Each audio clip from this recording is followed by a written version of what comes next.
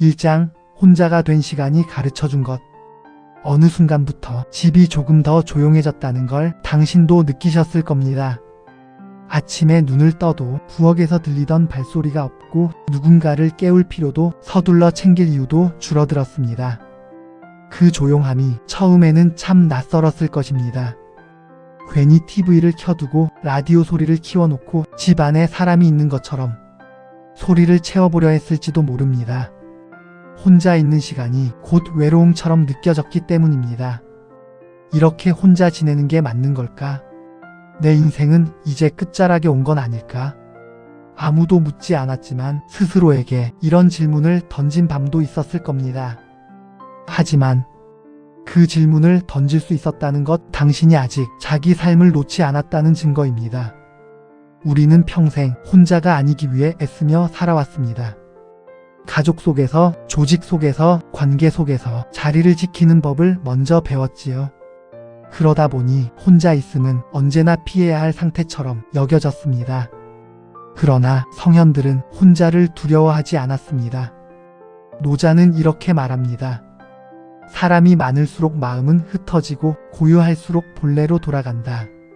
이 말은 사람을 멀리하라는 뜻이 아닙니다. 자기 자신과 멀어지지 말라는 말입니다. 당신이 지금 혼자 있는 시간을 살고 있다면 그것은 벌이 아니라 삶이 건네준 다음 단계의 자리일지도 모릅니다. 이제는 누군가의 요구에 맞추느라 하루를 쓰지 않아도 되고 누군가의 기대를 채우느라 자신을 미루지 않아도 되는 시간. 이 시간을 어색해하지 않아도 됩니다. 부처님은 외로움에 대해 이렇게 말씀하셨습니다. 사람 속에 있어도 외로울 수 있고 홀로 있어도 충만할 수 있다.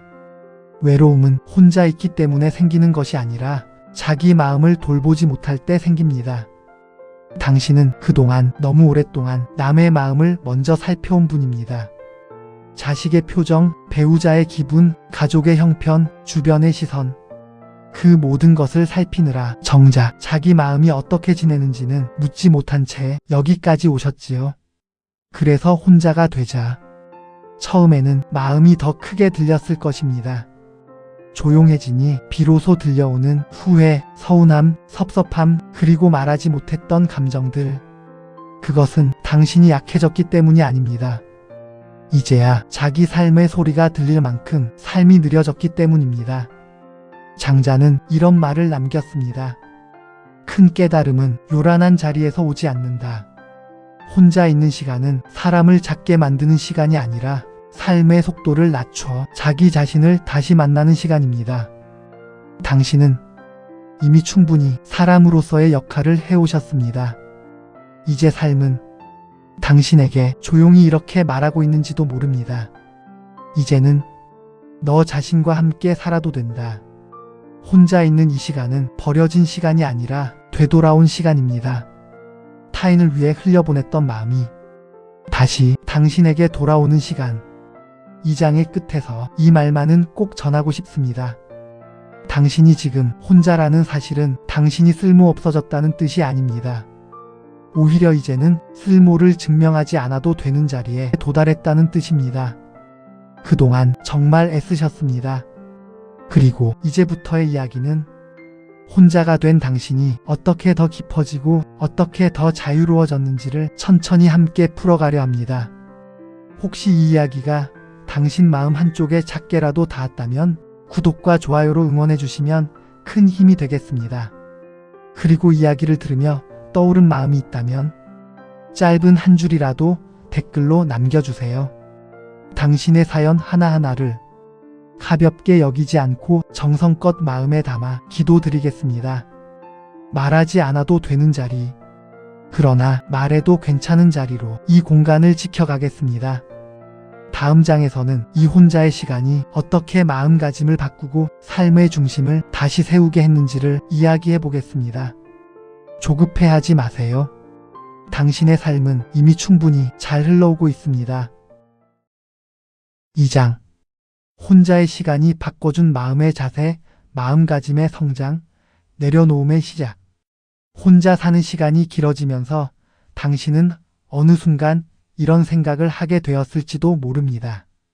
예전 같았으면 이렇게까지 신경 쓰지 않았을 텐데 왜 요즘은 사소한 말에도 마음이 흔들릴까 하고 말입니다. 사람과의 접촉이 줄어들자 오히려 마음은 더 예민해진 것처럼 느껴졌을 수도 있습니다. 하지만 그것은 마음이 약해진 것이 아니라 이제야 자기 마음의 결을 느끼게 되었기 때문입니다. 우리는 바쁠 때 마음이 단단해지는 게 아니라 그저 느낄 틈이 없었을 뿐입니다. 혼자가 되면 비로소 마음은 자기 목소리를 냅니다.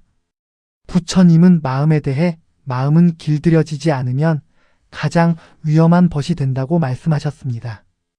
이 말은 마음을 억누르라는 뜻이 아니라 마음을 외면하지 말라는 뜻입니다.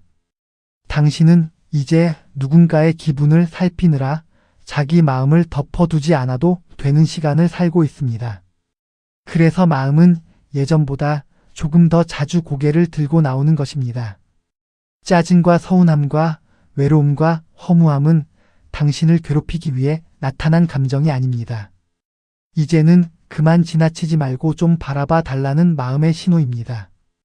예전에는 참는 것이 미덕이었고 넘기는 것이 어른스러움이었습니다. 그러나 이제는 다릅니다. 노자는 강한 것은 부러지고 부드러운 것이 남는다고 말합니다. 평생 강하게 살아온 분일수록 이제는 조금 느슨해져도 됩니다. 모든 것을 이해하려 애쓰지 않아도 되고 모든 관계를 정리하려 애쓰지 않아도 됩니다.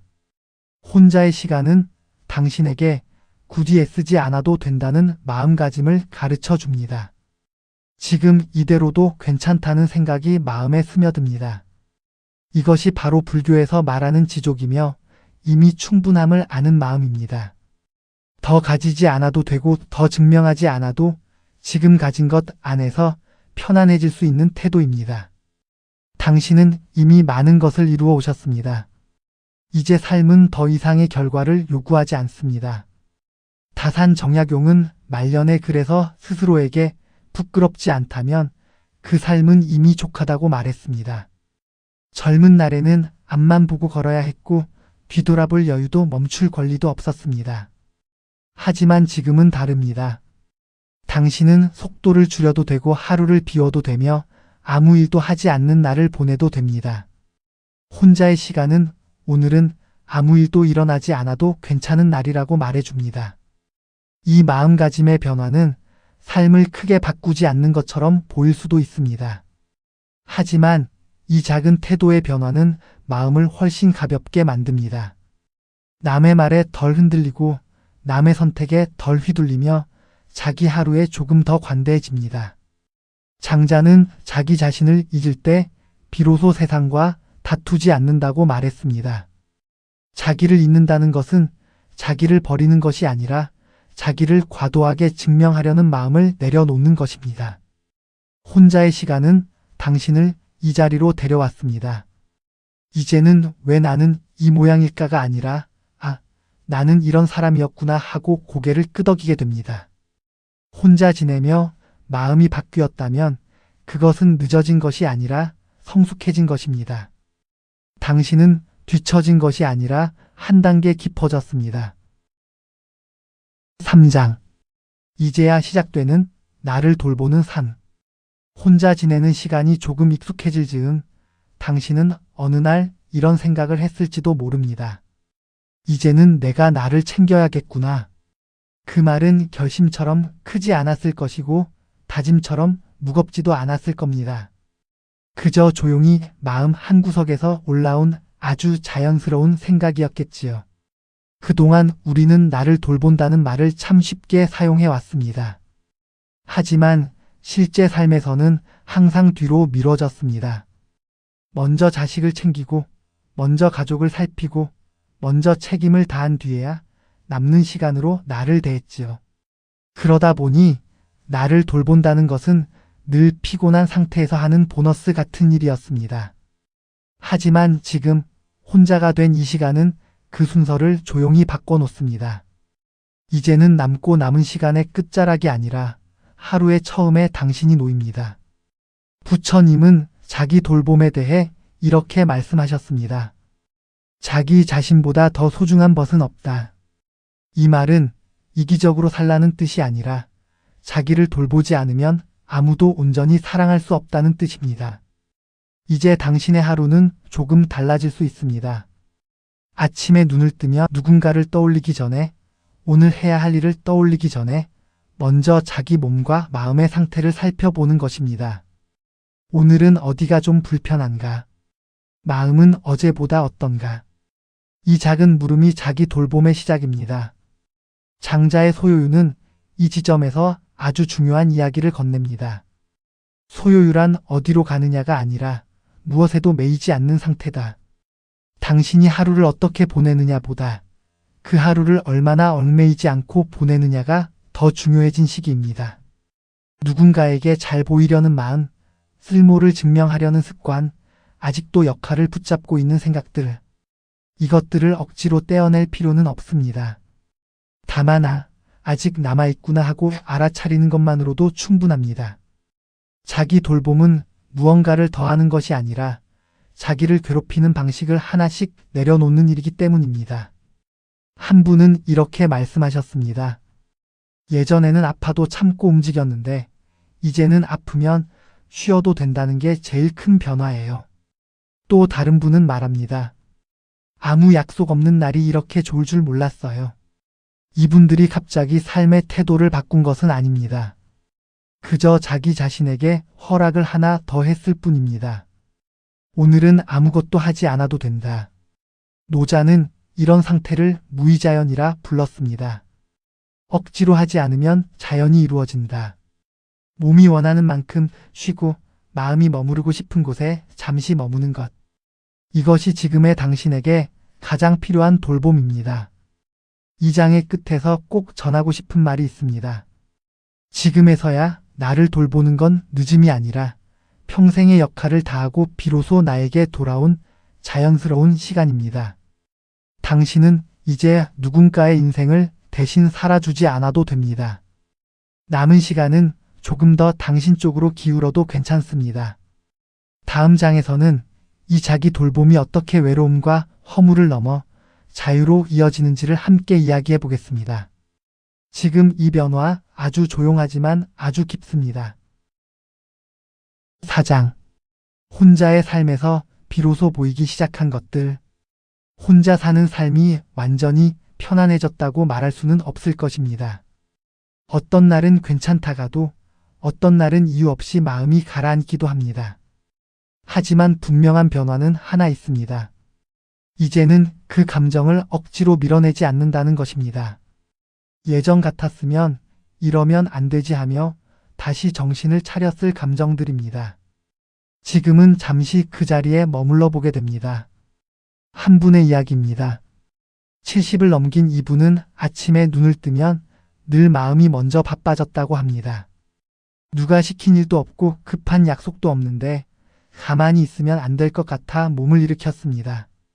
아침은 무엇인가를 해야 하는 시간이라고, 쉬는 건 게으름이라고 오래도록 배워왔기 때문입니다.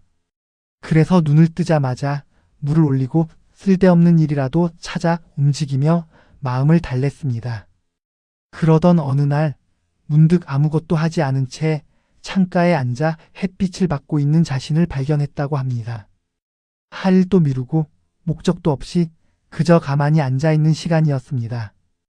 처음엔 괜히 불안했지만 얼마 지나지 않아 마음이 서서히 가라앉기 시작했습니다. 아, 지금은 아무것도 하지 않아도 되는 시간이구나. 그날 이후 이분은 아침에 눈을 뜨면 일부러 아무것도 하지 않는 시간을 둡니다. 급히 움직이지 않고 계획을 세우지 않고 햇빛이 얼굴에 머무는 것을 느끼며 시간을 보냅니다. 누구에게도 설명할 필요 없는 시간, 무엇으로도 평가되지 않는 순간입니다. 그분은 이렇게 말합니다. 그때서야 알았어요. 안 해도 되는 시간을 보내는 게 제일 큰 자유라는 거요. 장자는 이런 상태를 이렇게 표현했습니다.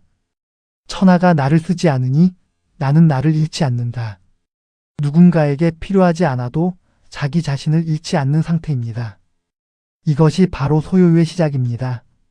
또 다른 분의 이야기입니다. 이분은 자식 뒷바라지로 평생을 보내셨습니다. 혼자가 된 뒤에도 자식에게 방해될까 봐 전화 한 통 먼저 걸지 못하셨지요. 그러다 어느 날 몸이 조금 불편해 병원에 다녀오는 길에 문득 이런 생각이 들었다고 합니다. 왜 나는 나 아픈 건 아무에게도 말 안 하지? 그날 저녁 처음으로 자기 마음을 노트에 적었습니다. 누군가에게 보내지 않는 글, 보여주지 않아도 되는 문장이었습니다. 그분은 말합니다. 그날 처음으로 제가 제 편이 된 느낌이었어요. 부처님은 이런 깨달음을 이렇게 말씀하셨습니다. 자기 자신을 아끼는 자는 외롭지 않다. 혼자여도 괜찮아지는 순간은 사람이 생길 때가 아니라 자기 편이 생길 때입니다.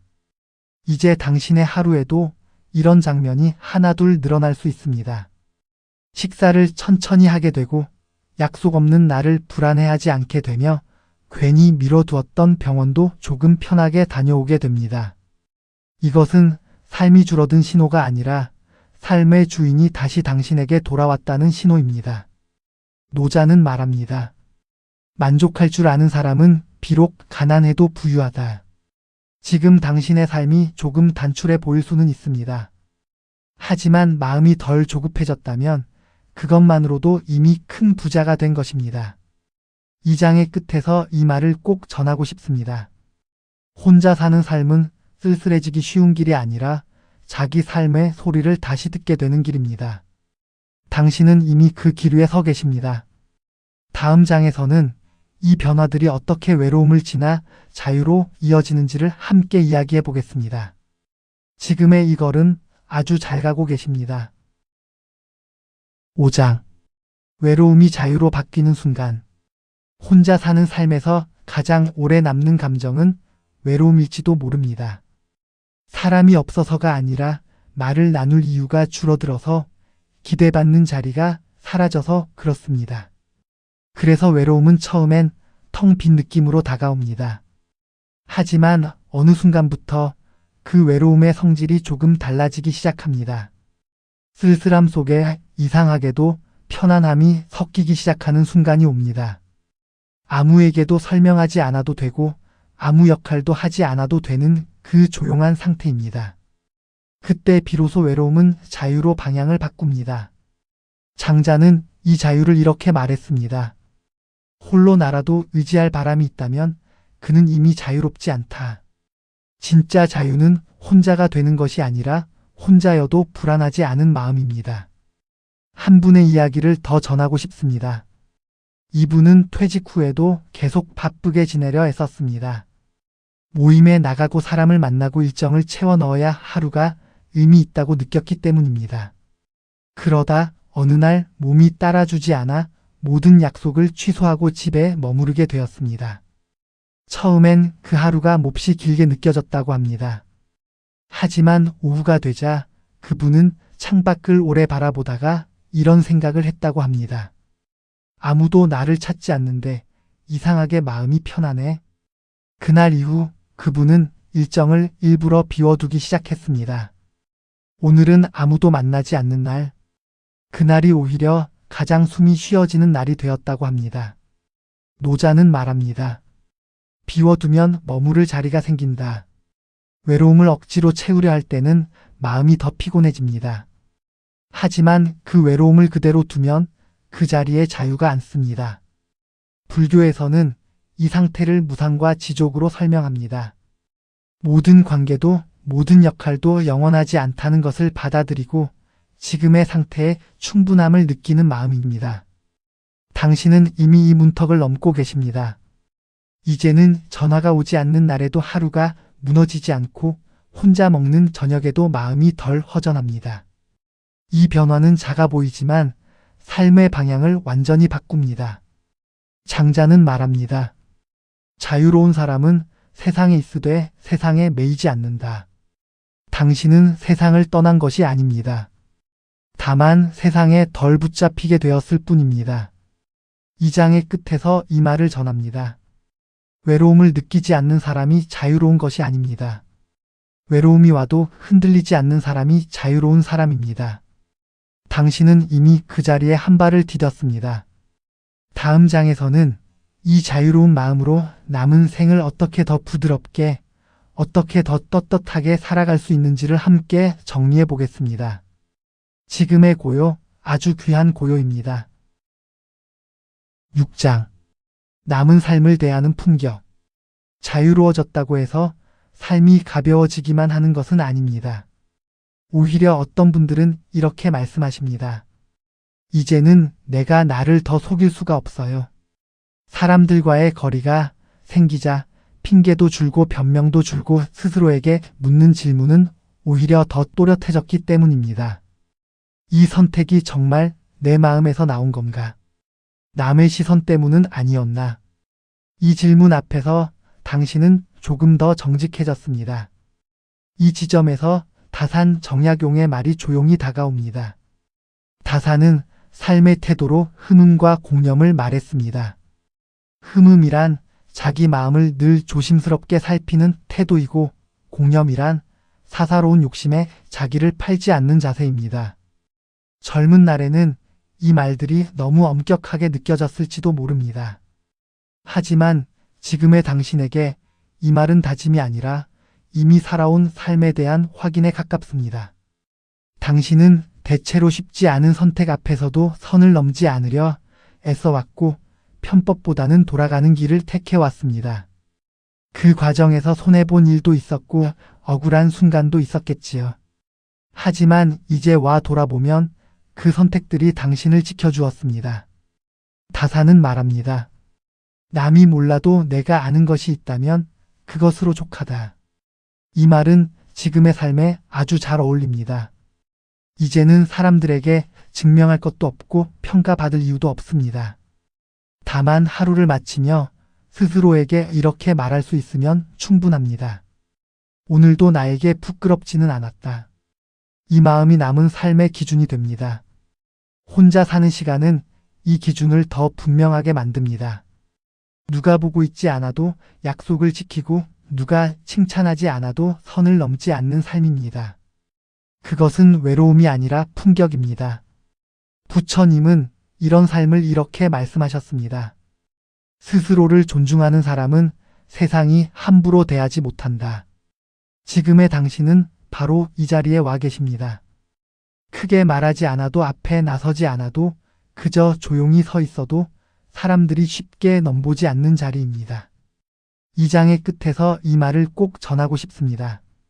남은 삶을 더 잘 살기 위해 애쓰지 않아도 됩니다. 이미 잘 살아온 사람으로서 조금 더 편안해지면 됩니다. 이제 이 모든 이야기를 다시 하나로 묶어 당신에게 마지막 축복의 말을 건네겠습니다. 지금까지 참 반듯하게 걸어오셨습니다. 7장. 지금의 당신에게 드리는 마지막 이야기. 여기까지 함께 걸어와 주셔서 고맙습니다. 이 이야기는 당신을 바꾸기 위한 것이 아니었습니다. 새로운 사람이 되라고 설득하기 위한 말도 아니었습니다. 다만 이미 충분히 살아낸 당신의 삶을 조용히 비추어 보고 싶었을 뿐입니다. 혼자 사는 시간, 그 속에서 느낀 외로움, 조금 느려진 하루, 달라진 마음가짐, 그리고 이제야 시작된 자기 돌봄까지 이 모든 것은 우연히 찾아온 변화가 아닙니다. 삶이 당신을 여기까지 데려온 것입니다. 부처님은 이렇게 말씀하셨습니다. 지나온 길이 헛되지 않다면 지금 서 있는 자리 또한 헛되지 않다. 당신의 삶은 그 말 그대로입니다. 앞으로 얼마나 더 남았는지를 헤아릴 필요는 없습니다. 얼마나 빨리 가야 하는지도 생각하지 않아도 됩니다. 이제는 어떤 마음으로 하루를 보내느냐가 더 중요해졌습니다. 아침에 눈을 뜨며 오늘은 무사히 지나가면 좋겠다라고 속으로 말할 수 있다면 그 하루는 이미 충분히 잘 시작된 하루입니다. 장자는 삶의 끝자락에 대해 이렇게 말했습니다. 삶과 죽음은 서로 다른 길이 아니라 같은 강의 다른 물결이다. 이 말은 두려워하라는 뜻이 아닙니다. 지금 이 순간을 조금 더 가볍게 안아도 된다는 뜻입니다. 당신은 이미 많은 역할을 내려놓았고 많은 책임을 다해냈습니다. 이제 남은 시간은 증명의 시간이 아니라 머무름의 시간입니다. 좋은 날은 좋은 날대로, 그저 그런 날은 그런 날대로 모두 당신의 인생 안에 자연스럽게 놓아두어도 됩니다. 이 장의 끝에서 이 말을 꼭 전하고 싶습니다. 당신은 지금 이대로도 충분히 귀한 사람입니다. 더 애쓰지 않아도, 더 잘하려 하지 않아도 그동안 살아온 그 자체로 이미 존중받아 마땅한 삶입니다. 오늘 하루 당신 자신에게 조금 더 친절해 주세요. 천천히 걸어도 괜찮고 아무 말하지 않는 날이 있어도 괜찮고 아무 일도 일어나지 않아도 괜찮습니다. 그렇게 살아도 삶은 당신을 놓치지 않습니다. 혹시 이 이야기들이 당신 마음 한켠에 조용히 머물렀다면 이 공간에 구독, 좋아요로 작은 자리를 남겨주시면 감사하겠습니다. 그리고 지나온 삶에 대한 이야기나 지금의 마음이 있다면 짧은 한 줄이라도 댓글로 남겨주세요. 당신의 사연 하나하나를 가볍게 넘기지 않고 정성껏 마음에 담아 기도드리겠습니다. 말하지 않아도 괜찮은 자리, 그러나 말해도 안전한 자리로 이 공간을 지켜가겠습니다. 오늘도 당신의 하루에 평안이 함께하길, 남은 삶의 소요의 바람이 머물기를 조용히 축복합니다. 그동안 정말 잘 살아오셨습니다.